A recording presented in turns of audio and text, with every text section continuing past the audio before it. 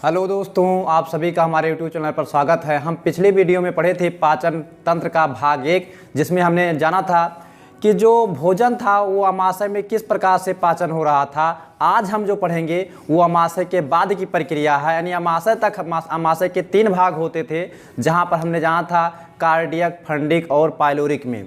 Pyloric में हमने ये जाना था कि भोजन किस प्रकार से वहाँ पहुँचा था। अब हम बात करेंगे पाइलोरिक से आगे की, लेकिन हमने एक चीज़ वहाँ ये जाना था कि अमाशय में जो भोजन होता है वो क्या होता है, अम्लीय भोजन हुआ था। और अमाशय क्या करता है कि भोजन को अम्लीय बनाता है। हमने क्या जाना था, भोजन को अम्लीय कौन बनाता था, अमाशय। यानी अमाशय में जो भी भोजन आएगा वो अम्लीय बनेगा। हम अब बात करते हैं उसके आगे की। अगर आप हमारा ये वीडियो पहले देख रहे हैं तो पहले आप जाकर के फर्स्ट पार्ट वाला, पाचन तंत्र का फर्स्ट पार्ट वाला वीडियो देखें, वहाँ से आपको प्रोसेस मिल जाएगा, तो आपको और बेहतरीन समझ में आएगा। तो आइए देखते हैं पाचन भाग 2 का सेकंड वीडियो जो हमारा आया है, इसको हम देखते हैं। ध्यान दीजिएगा। तो हम यहाँ से बना रहे हैं, ये हमारा ग्रास नली जो आया था बाहर से, और ये हमारा क्या था, अमाशय था। अमाशय के हम पढ़े थे 3 भाग। अमाशय के कितने भाग थे, 3 भाग। कार्डियक था, फंडिक था और पाइलोरिक था।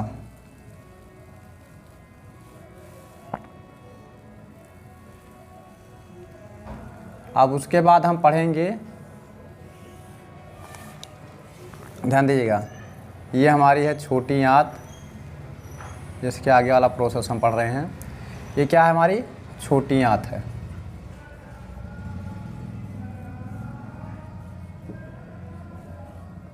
ध्यान दीजिएगा। और इसके बगल में एक और संरचना लगी हुई है। पहले थोड़ा सा समझ लीजिए, प्रोसेस अभी बता रहे हैं। एक और संरचना जो लगी है यहाँ पर, ये पीले रंग की संरचना होती है, एकदम भुट्टे के समान होती है। जैसे भुट्टा नहीं होता है, जो भुट्टा आता है कच्चा भुट्टा, उस तरीके से रहता है। इसको कहते हैं अग्नाशय। इसको क्या कहते हैं, अग्नाशय। क्या क्रिया होता है अग्नाशय, क्या करता है, छोटी आंत में क्या क्रिया होता है, ये हमें पढ़ना है। ध्यान दीजिए, यहाँ से एक छोटा सा पार्ट और होता है, जो कुछ लोग उसे छोटी आंत का ही भाग मानते हैं। इसको हम क्या कहते हैं, ग्राहड़ी। क्या बोलते हैं इसे, ग्राहड़ी बोलते हैं। अंग्रेजी में डेडुनम कहते हैं। ये पार्ट हैं हमारे। तो यहाँ पर हम बात समझेंगे कि यहाँ पर क्या होता है। ग्राहड़ी से यहाँ से नली जुड़ी होती है, जो अग्नाशय रस बरसाएगा। लेकिन कब बरसाएगा, इसका थोड़ा प्रोसेस है। देखिए, आंत क्या कहता है ये पहले हमें जानना है कि आंत कहता क्या है। आंत क्या कहता है, इसके बारे में जानना है। ध्यान दीजिएगा, यहाँ छोटी आंत ये कह रहा है कि जो भोजन हमें मिलना चाहिए वो कैसा होना चाहिए, क्षारीय होना चाहिए। और अग्नाशय क्या कह रहा है, अग्नाशय का प्रोसेस ये है कि जब भोजन क्षारीय होगा तब हम जो है यहाँ से अपना अग्नाशय रस बरसाएंगे। क्योंकि अग्नाशय, ये एक अग्नाशय ग्रंथ है। क्या है, अग्नाशय ग्रंथ। अग्नाशय ग्रंथ से क्या होगा, अग्नाशय रस निकलेगा, जो जिसका स्राव कहाँ होगा, ग्राहड़ी में होगा। देखिए, अग्नाशय ग्रंथ से अग्नाशय रस निकलेगा, जिसका स्राव ग्राहड़ी में होगा। किस प्रकार से, कौन कौन से रस निकलेंगे, अभी हम बाद में बताएंगे, लेकिन पहले यहाँ प्रोसेस समझना है। देखिए, ये अमाशय है, हम जो लोग पढ़ चुके हैं पिछले वीडियो में, अमाशय है। और अमाशय में भोजन कैसा होता था, वो होता था अम्लीय। अमाशय में भोजन कैसा होता था, अमाशय में भोजन होता था अम्लीय। यहाँ से प्रोसेस हमें समझना है। देखिए, अमाशय ये कहता है कि हम भोजन बनाएंगे तो अम्लीय बनाएंगे, और इधर क्या, छोटी आंत क्या कहता है कि हमें भोजन अगर लेना है तो हम भोजन क्षारीय लेंगे। और अग्नाशय क्या कहता है कि हम रस तब बरसाएंगे जब भोजन क्षारीय हो जाएगा तब। अब यहाँ देखिए ये भोजन ऊपर से गिराएगा अम्लीय बनाकर और ये रिसीव करना चाहता है क्षारीय। ध्यान दीजिएगा, यमाशय भोजन जो बनाना चाह रहा है वो अम्लीय ही बनाएगा, क्षारीय कभी नहीं बनाएगा। और जो छोटी आंत भोजन रिसीव करेगी वो कह रही है कि हमें क्षारीय भोजन चाहिए। और जो अग्नाशय भी वही छोटी आंत के सपोर्ट में बैठा हुआ है वो भी वही धरना दे रहा है कि हमें जो भोजन चाहिए वो क्षारीय ही चाहिए। तो अब यहाँ पर इन लोगों का झगड़ा चल रहा है। क्या चल रहा है? झगड़ा चल रहा है, लड़ाई हो रही है। देखिए ध्यान दीजिएगा, जो ये मतलब अमाशय महाराज हैं ये कह रहे हैं कि हम भोजन बनाएंगे तो क्षारीय बना अम्लीय बना कर देंगे। ये छोटी याद कर, हमें अम्लीय भोजन चाहिए ही नहीं, हम चल लेंगे तो क्षारीय भोजन लेंगे। अगर अम्लीय भोजन थोड़ा सा भी आया तो थप्पड़ मारेंगे, नीचे नहीं गिराना है, अम्लीय भोजन अपने पास रखना है, हमें भोजन चाहिए क्षारीय। इनका सपोर्ट में ये खड़े हो जाते हैं, ये भी कहते हैं हाँ जब भोजन क्षारीय होगा तभी हम रस बरसाएंगे। अब देखो इन दोनों के झगड़े में तो भोजन आगे ही नहीं बढ़ेगा। भोजन आगे बढ़ेगा? अरे भाई ये रोक रहा है, कह रहा क्षारीय भोजन आएगा तभी नीचे गिराना, वरना अपने पास रखे रहना। तो अब बोलिए भोजन नीचे आएगा? नहीं आएगा। ये क्या कह रहा है कि हम बनाएंगे अम्लीय, लेना हो तो लो, नहीं हम अपने पास रखे रहेंगे। तो ये भोजन बना रहा है अम्लीय, इसको चाहिए क्या? भोजन क्षारीय। अब यहाँ समझ लीजिए युद्ध चल रहा है, युद्ध हो रहा नहीं, युद्ध हो रहा है। तो क्या हो रहा है, इसकी इन दोनों को झगड़े का समझौता जो कराने आएगा एक तीसरा लोग आएंगे। जैसे मान लो गाँव में दो लोगों का झगड़ा होता है तो यहाँ कोई तीसरा आता है जो उस झगड़े का क्या समझौता कराता है। तो इन दोनों का झगड़ा शांत कराने के लिए क्या किया, एक तीसरे व्यक्ति को आना पड़ा। भगवान बहुत बुद्धिमान था, इनका झगड़ा शांत कराने के लिए क्या किया, उसने एक तीसरे व्यक्ति को जोड़ दिया। वो तीसरा कौन है हम आपको बता रहे हैं। तीसरा कौन है और किस प्रकार से इनका झगड़ा शांत कराएगा इसको देखिए। झगड़ा शांत हो गया, समझ ले भोजन की प्रक्रिया सही हो गया। झगड़ा अगर लफड़ा बजा हुआ समझ लीजिए कि भोजन का पाचन नहीं हो पाएगा। तो देखिए यहां से क्या किया गया, यहां से देखिए यहां से क्या जोड़ दिया गया, इसका नाम है यकृत। झगड़ा शांत कराने कौन आएगा? यकृत आएगा। झगड़ा शांत कराने कौन आएगा? यकृत झगड़ा शांत कराएगा। कैसे कराएगा हम ये बता रहे हैं। ये इन दोनों से पूछता भाई क्यों लड़ रहे हो, क्यों झगड़ रहे हो। ये अपना प्रोसेस बताते हैं, हमारे बताता है कि हम भोजन बनाएंगे तो क्या बनाएंगे, अम्लीय बनाएंगे। और मतलब छोटी आंत क्या कहता है कि हम भोजन बनाएंगे तो क्षारीय बनाएंगे।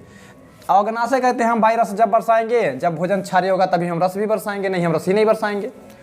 तो क्या कहता है पित्ताशय, देखिए इसका हमारे पास सलूशन है, हम सलूशन बना रहे हैं। तो पित्ता मतलब ये क्या, यकृत क्या करेगा, यकृत यहाँ पित्तरस बनाएगा। क्या बनाएगा? पित्तरस बनाएगा। यकृत क्या करेगा, देखिए यकृत का कार्य क्या है, पित्तरस बनाएगा। क्या बनाएगा? पित्तरस।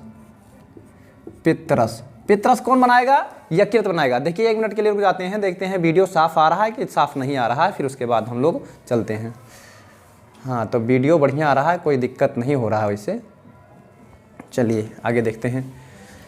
तो हम क्या बता रहे थे, हम ये बता रहे थे कि जो यकृत है, यकृत क्या करेगा, यकृत क्या करेगा, पित्तरस बनाएगा। यकृत क्या करेगा, यकृत पित्तरस बनाएगा। अब ये पित्तरस का काम क्या है आप ये समझिए, ध्यान दीजिएगा।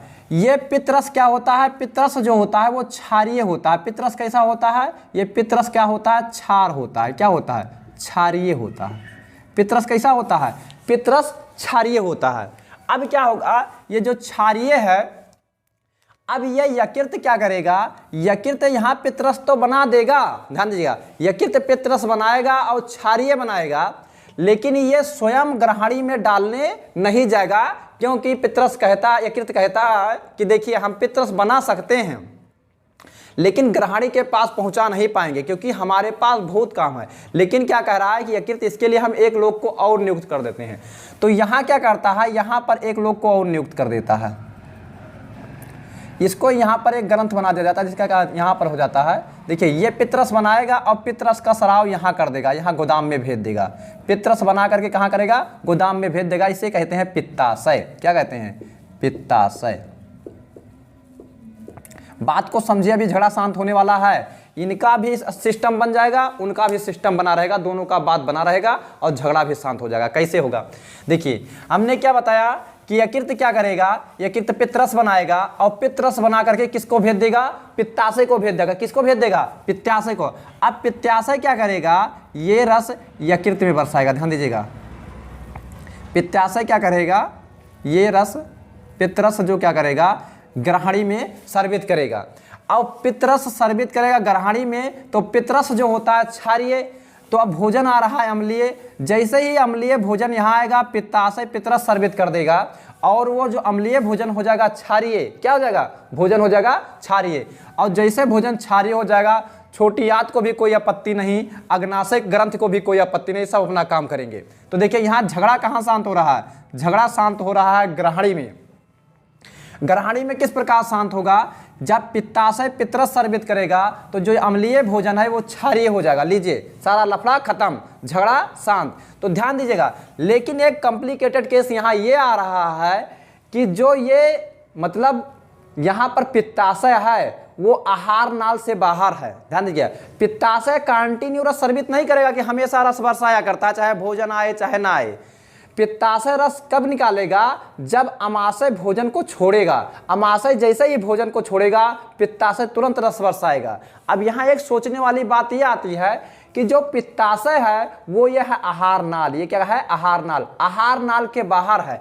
तो उसे पता कैसे चलेगा कि अमाशय ने भोजन को छोड़ दिया है, यानी भोजन कब आ रहा है ग्रहणी में, उसे कैसे पता चलेगा पित्ताशय को, क्योंकि पित्ताशय क्या है, ग्रहणी से बाहर है। तो उसे कैसे पता चलेगा कि यहां पर रहा है। तो ध्यान से समझिए, यहां पर क्या होता है, ग्रहणी के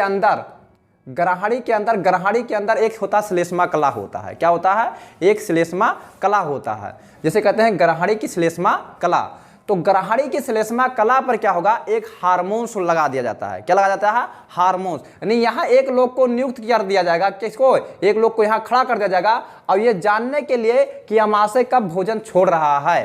तो ये क्या होगा, यहाँ खड़ा हो जाएगा। ध्यान दीजिएगा, ये होगा जो यहाँ पर देखिए ग्रहणी की श्लेष्मा कला पर जो हार्मोन्स है वो यहाँ खड़ा हो जाएगा, और खड़ा होकर हमेशा टुकुर टुकुर देखा करेगा कि अमाशय भोजन कब छोड़ रहा। और जैसे ही अमाशय भोजन छोड़ेगा ये हार्मोन से दौड़ा जाएगा पित्ताशय के पास। कहाँ जाएगा, पित्ताशय के पास जाएगा, और पित्ताशय क्या कहेगा, पित्ताशय भाई रस स्रवित करो, अमाशय ने भोजन को छोड़ दिया है और तुम जल्दी से उसे क्षारीय बनाओ, नहीं तो अभी फिर छोटी आंत और अमाशय में झगड़ा हो जाएगा।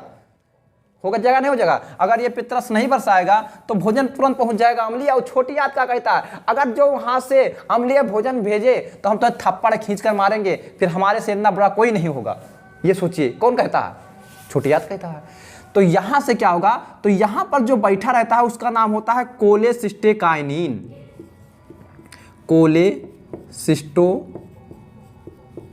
कोलेसिस्टोकाइनिन। ध्यान दीजिएगा, क्या होता है, यहां एक हार्मोन्स लगा होता है। वो हार्मोन्स क्या करेगा, जब भी भोजन वहां से छोड़ेगा, अमाशय जब भी भोजन को छोड़ेगा तो ये कोलेसिस्टेकाइनिन सीधा पित्ताशय के पास जाएगा सूचना देने के लिए। ये क्या है, हार्मोन्स है। क्या है, ये हार्मोन्स है। क्या है,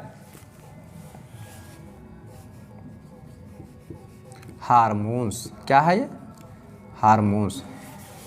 कोलेसिस्टेकाइनिन क्या है, कोलेसिस्टेकाइनिन एक हार्मोन्स है जो कहां पाया जाता है, ग्रहणी की श्लेष्मा कला में पाया जाता है। कहां पाया जाता है ये, ग्रहणी की श्लेष्मा कला, ग्रहणी की श्लेष्मा कला में पाया जाता है, कला में पाया जाता है। अगर कहा जाए कि कोलेसिस्टेकाइनिन कहां पाया जाता है, कोलेसिस्टेकाइनिन हार्मोन्स कहां पाया जाता है, तो ग्रहणी की श्लेष्मा कला में पाया जाता है। ग्रहणी की श्लेष्मा कला में क्या पाया जाता है, कोलेसिस्टेकाइनिन हार्मोन्स पाया जाता है। कोलेसिस्टेकाइनिन हार्मोन्स का काम क्या है कि जब भी भोजन अमाशय से छोड़ेगा, देखिए जब भी अमाशय भोजन को छोड़ेगा और ग्रहणी में जैसे आएगा तैसे ही क्या करेगा, वो पित्ताशय के पास जाएगा, नहीं पित्ताशय को जागृत करेगा, यानी पित्ताशय को बताएगा क्या कि आप वहां से पित्तरस स्रवित करें।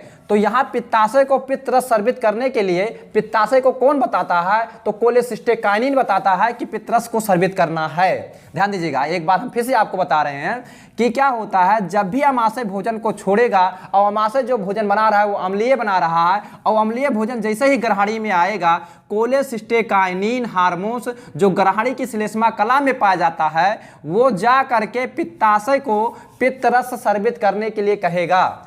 तो पित्तरस जैसे आएगा यहाँ पर, और पित्तरस होता है क्षारीय।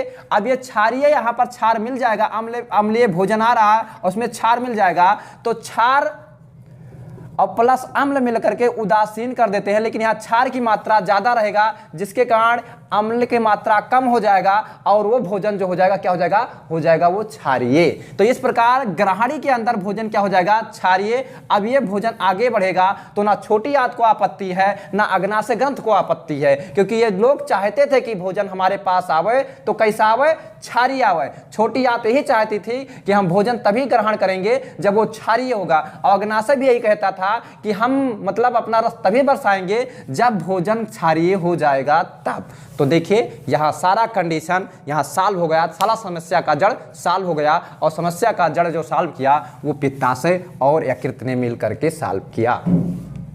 किसी को कोई आपत्ति नहीं। अब ध्यान दीजिए, हमने ये तो जाना कि यहाँ भोजन आ रहा है, इसकी सूचना पित्ताशय को कौन दे रहा है, कोलेसिस्टेकाइनिन। कौन दे रहा है, कोलेसिस्टेकाइनिन। लेकिन अब जो अग्नाशय ग्रंथ है वो भी आहार नाल से है बाहर। कहाँ है, जो कोलेसिस्टेक, देखिए ये अग्नाशय ग्रंथ है, ये कहाँ पर है, आहार नाल से है बाहर। अब इस ग्रंथ को, अग्नाशय ग्रंथ को कैसे पता चलेगा कि यहाँ पर ग्रहणी में भोजन क्षारीय हो चुका है, क्योंकि हमने बताया है भी आपको कि जब भी भोजन क्षारीय होगा तभी ये क्या है, अग्नाशय ग्रंथ जो है वहां अपना रस बरसाएगा। जब उसे पता चलेगा कि ग्रहणी में भोजन क्षारीय हो चुका है तब वो अग्नाशय रस बरसाएगा। अगर उसे पता नहीं चलता है कि भोजन क्षारीय हुआ है या नहीं हुआ है तब तक वह कोई रिएक्शन नहीं देगा। तो ध्यान दीजिएगा, तो इसके लिए क्या किया गया कि अग्नाशय को भी सूचना पता चले कि यहाँ भोजन क्षारीय हो चुका है। तो यहाँ पर देखिए ग्रहणी की श्लेष्मा कला पर एक और हार्मोन्स पाया जाएगा। ध्यान दीजिए, ग्रहणी की श्लेष्मा कला पर एक और हार्मोन्स पाया जाएगा। देखिए यहां दूसरा हार्मोन्स पाया जाएगा। देखिए यहां पर एक और हार्मोन्स पाया जाएगा। ग्रहणी की श्लेष्मा कला पर एक और हार्मोन्स, देखिए यहां पर ग्रहणी के अंदर, ग्रहणी की श्लेष्मा कला पर दो हार्मोन्स पाए जाते हैं।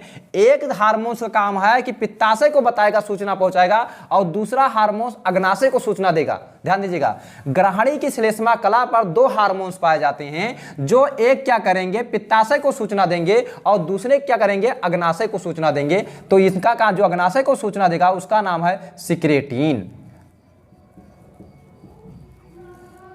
देखिए ध्यान दीजिएगा बात को, और बात को समझिएगा, बहुत ही मजा आएगा, क्योंकि हम आपको पढ़ा रहे हैं पाचन तंत्र। क्या पढ़ा रहे हैं, पाचन तंत्र, और बहुत ही इंटरेस्टेड टॉपिक है और आपके लिए समझने में बहुत आसानी है, बहुत सरल लैंग्वेज में हम आपको बता रहे हैं। देखिए जल्दी की कोई बात नहीं, ध्यान से समझिए, विस्तार से समझिएगा। हमने क्या बताया कि अग्नाशय ग्रंथ है, अग्नाशय ग्रंथ क्या करेगा, ग्रहणी में अग्नाशय रस बरसाएगा। अभी बताएंगे कितने प्रकार का रस बरसाएगा, लेकिन पहले केस यहां समझे कि अग्नाशय को पता कैसे चलेगा कि यहां भोजन क्षारीय हो चुका है। तो यहां उसे कौन बताएगा, तो यहां श्लेष्मा कला पर रहता है एक हार्मोन्स रहता है जिसका नाम है सिक्रेटिन। वो क्या करेगा, वो अग्नाशय को जाकर के भोजन क्षारीय है इसके लिए सूचना देगा, और जैसे ही भोजन क्षारीय वो पता पाएगा वैसे अग्नाशय रस वो बरसाएगा। कौन बरसाएगा, अग्नाशय ग्रंथ। और कब बरसाएगा, जब सिक्रेटिन जाकर के उसे सूचना देगा तब। नहीं, सिक्रेटिन क्या करेगा, अग्नाशय ग्रंथ को उत्तेजित करेगा। अग्नाशय ग्रंथ को कौन नियंत्रित करेगा, अग्नाशय ग्रंथ को कौन नियंत्रित करता है, तो सिक्रेटिन करता है। पित्ताशय को कौन नियंत्रित करता है, कोलेसिस्टेकाइनिन। यह हार्मोन्स कहां पाया जाता है, ग्रहणी की श्लेष्मा कला पर, और यह भी हार्मोन्स क्या पाया जाता है, ये भी है हार्मोन्स। क्या है, हार्मोन्स, हार्मोन्स कहां पाया जाएगा, कहां पाया जाएगा, ये भी ग्रहणी की श्लेष्मा कला पर पाया जाएगा। ग्रहणी की श्लेष्मा कला,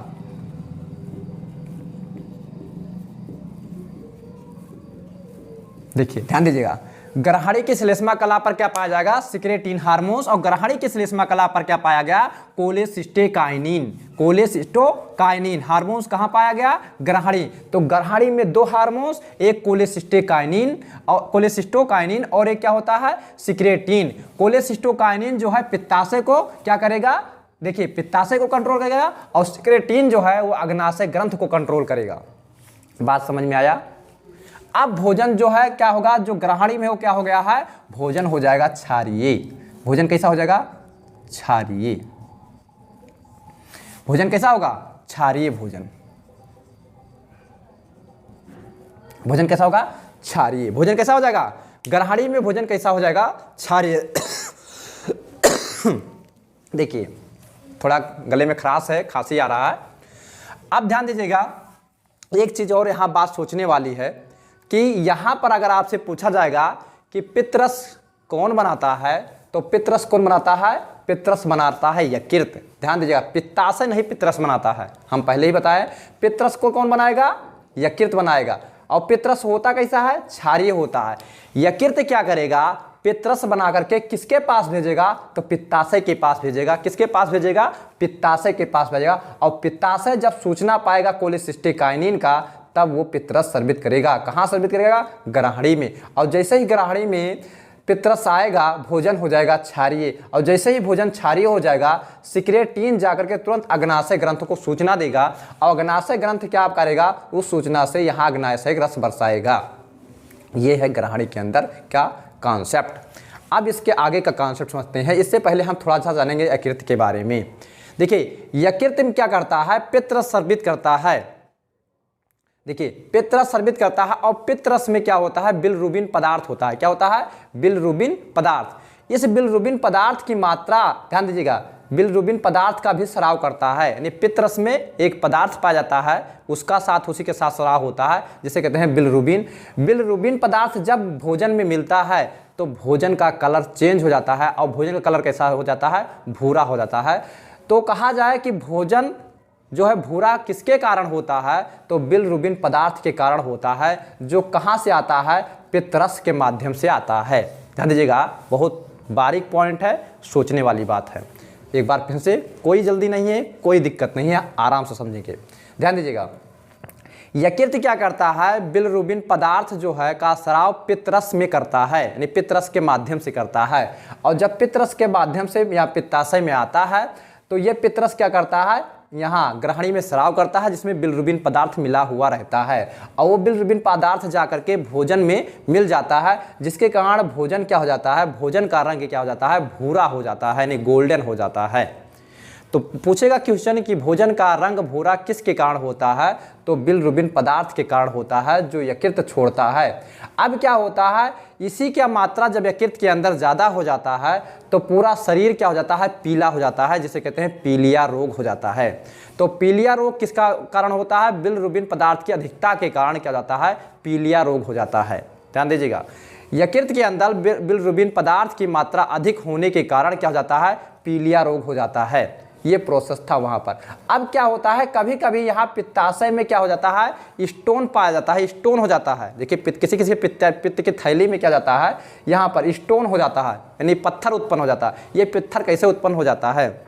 ध्यान दीजिएगा, जब हम देखिए, हमने क्या बताया कि जो भोजन आएगा, जैसे ही भोजन आएगा तब पितरस स्रावित होगा। अगर भोजन नहीं आ रहा है तो पितरस का स्राव नहीं होगा। क्यों? सिक्रेटीन सूचना ही नहीं देगा। अमाशय से भोजन गिर रहा है, इसका सूचना कौन देगा? सिक्रेटीन देगा। और जब सिक्रेटीन का सूचना पित्ताशय पाएगा, तभी तो पितरस स्रावित करेगा।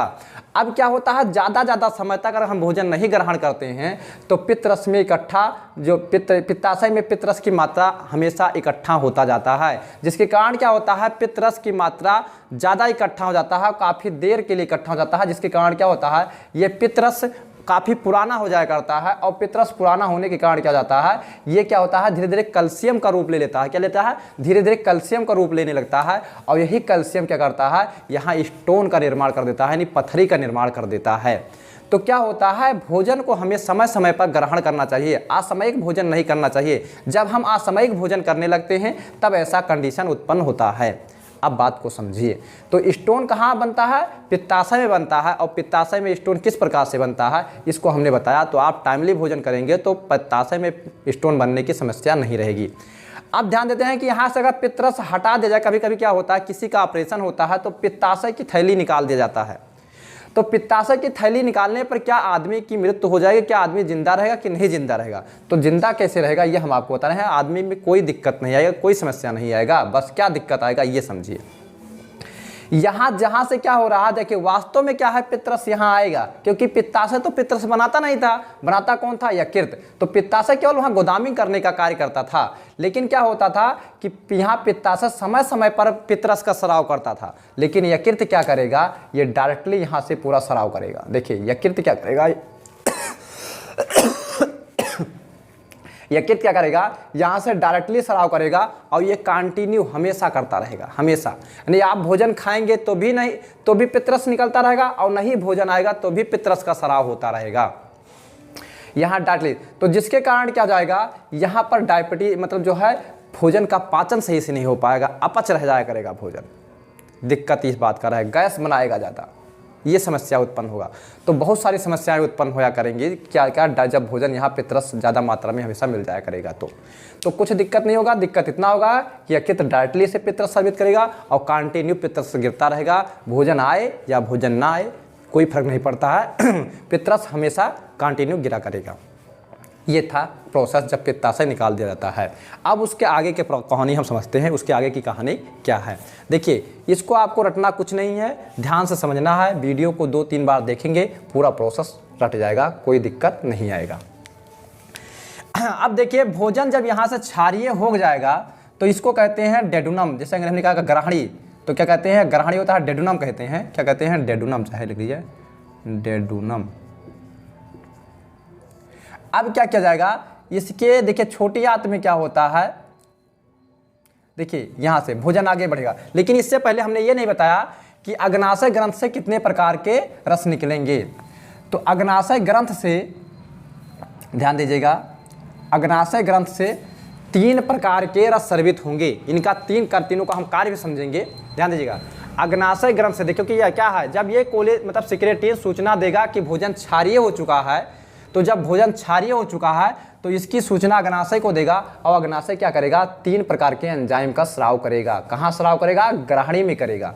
देखिए कौन है पहला है लाइपेज, लाइपेज। देखिए दूसरा है एमाइलेज, एमाइलेज,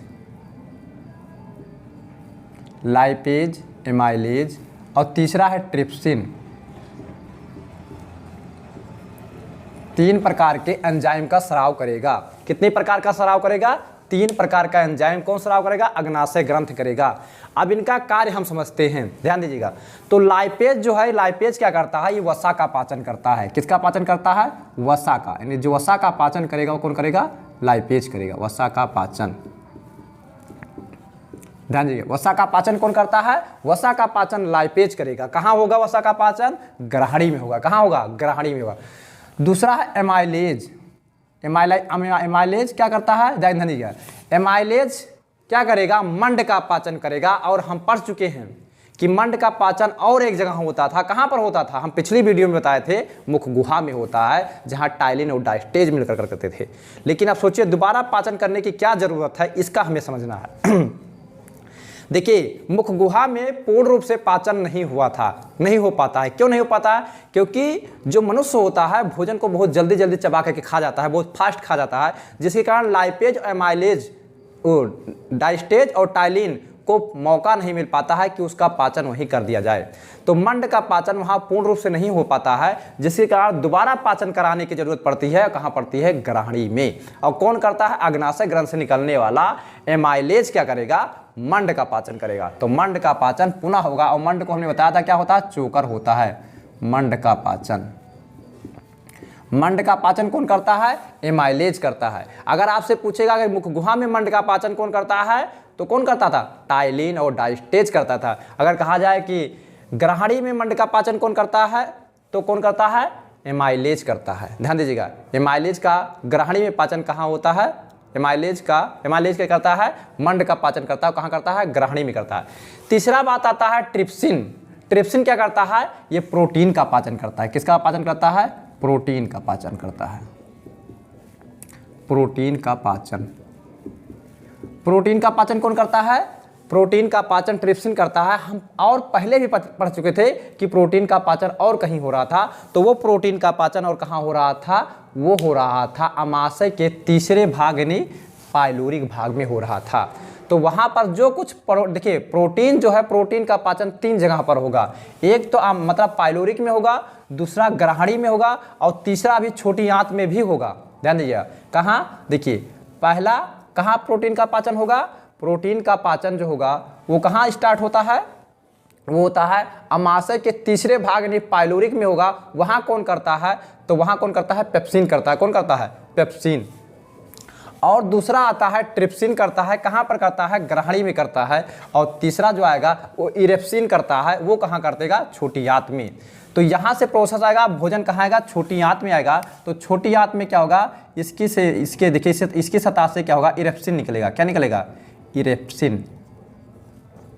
इरेप्सिन ये क्या करेगा, ये भी करेगा प्रोटीन का पाचन। क्या करेगा, प्रोटीन का पाचन। प्रोटीन का पाचन, प्रोटीन का पाचन कौन करेगा, इरेप्सिन करेगा। अब ध्यान से समझिए, यहाँ से ग्रहणी से लेकर के यहाँ भाग, इसको कहा जाता है जेजुनम। क्या कहा जाता है, यहाँ पर जो भाग होता है इस भाग को कहा जाता है जेजुनम। जेजुनम। तो ये भाग था डेडुनम और ये भाग है जेजुनम। तो डेडुनम से लेकर के जेजुनम तक यानी छोटी आंत का भाग, डेडुनम से लेकर के जेजुनम तक। और एक तीसरा भाग ये होता है इलियम।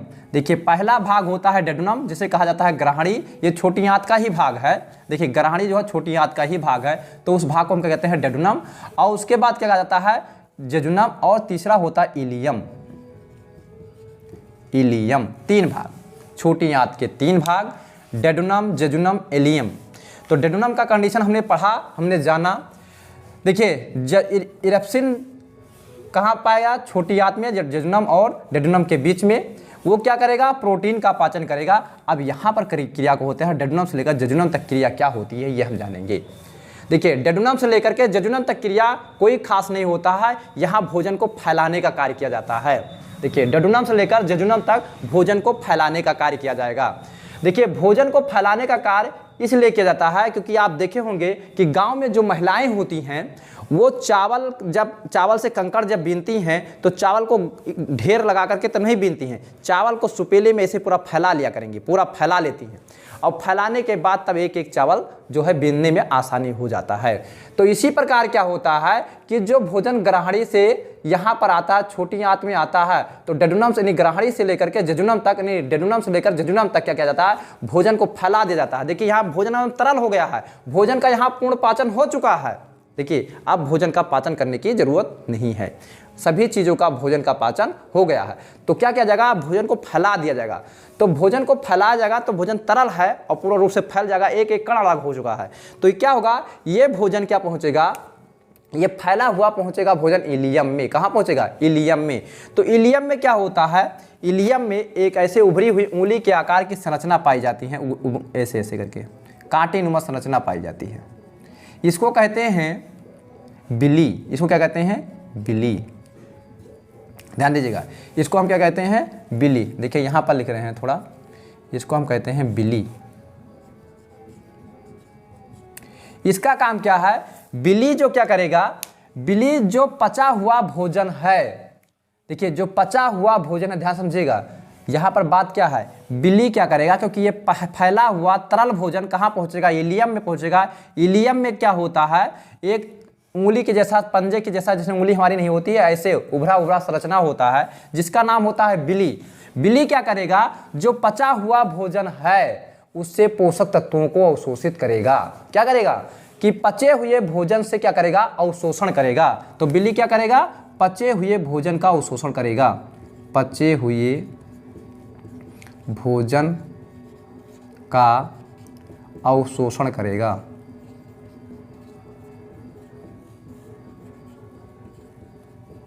बिल्ली क्या करता है, पचे हुए भोजन का अवशोषण करता है। बिल्ली क्या करता है, पचे हुए भोजन का अवशोषण करेगा।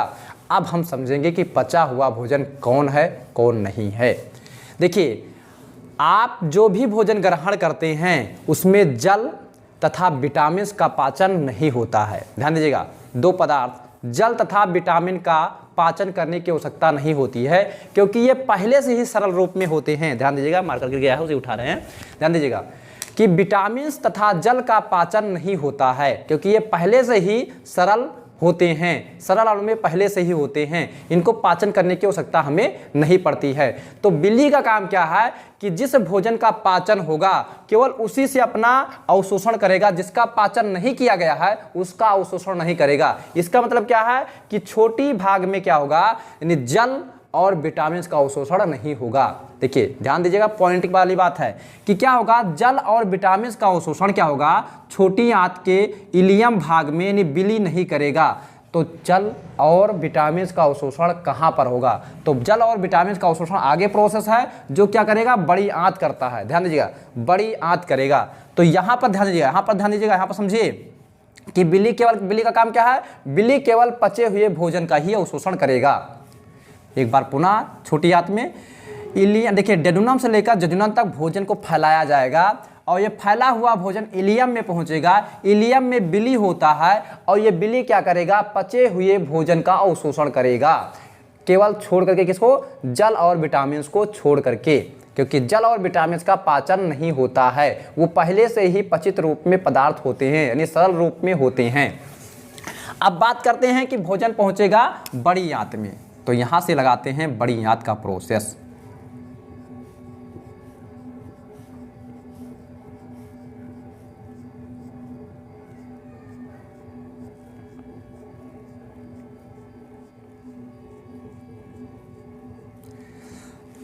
देखिए बात को समझते रहिएगा, वीडियो पर बने रहिएगा, आपको हम पूरा एकदम समझा करके एक एक प्रोसेस तभी जाएंगे और ध्यान दीजिएगा, अब आपको पूर्ण रूप से मज़ा आएगा। ऐसा है नहीं कि मज़ा ना आए।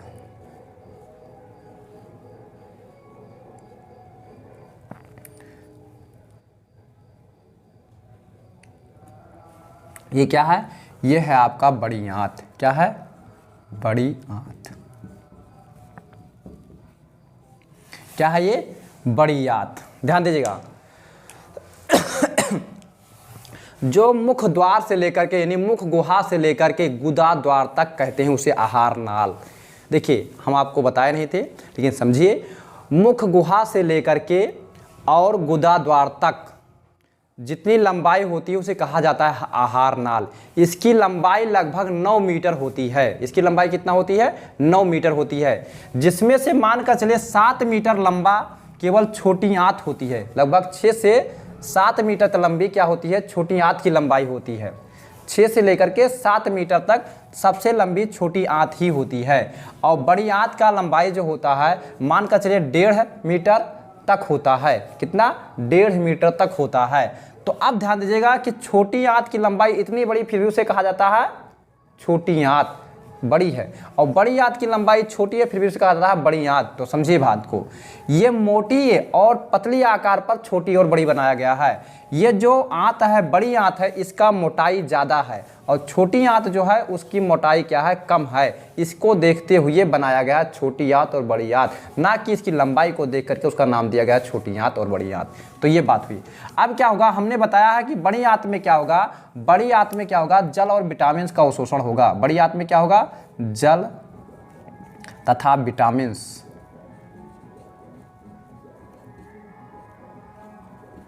जल तथा विटामिन का अवशोषण,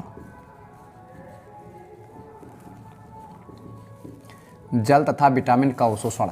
जल तथा विटामिन का अवशोषण कहाँ होगा, बड़ी आंत करेगा। अब ध्यान दीजिए, जब यही बड़ी आंत जल का अवशोषण नहीं करती है या बड़ी आंत काम करना बंद करती थी, जल का अवशोषण नहीं करती है, तो हमें क्या हो जाता है, तो उस समय हमें क्या हो जाता है, लूज मोशन या डायरिया होगा। क्या होगा, लूज मोशन या डायरिया होगा। लूज या मोशन या डायरिया कब होगा, जब बड़ी आंत कार्य करना बंद कर देगी, ने जल का अवशोषण नहीं करेगी, तो जो हमारा भोजन है वो क्या रहेगा, पूर्ण रूप से तरल रहेगा। क्या रहेगा, तरल रहेगा, नहीं जल उसमें से अवशोषण होगा नहीं।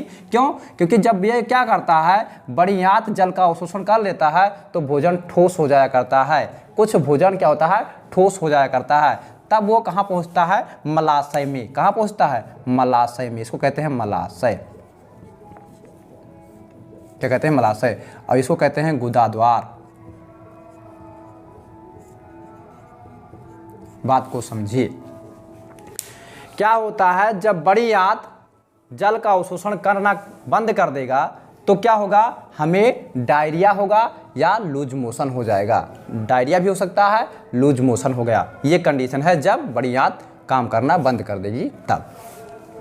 अब भोजन पहुंचेगा मलाशय में। क्या पहुंचेगा? मलाशय में। मलाशय में भोजन को इकट्ठा किया जाता है और ये एक रूप हो जाता है मल का। उसके बाद गुदा द्वार द्वारा शरीर से बाहर कर दिया जाता है। ध्यान दीजिएगा।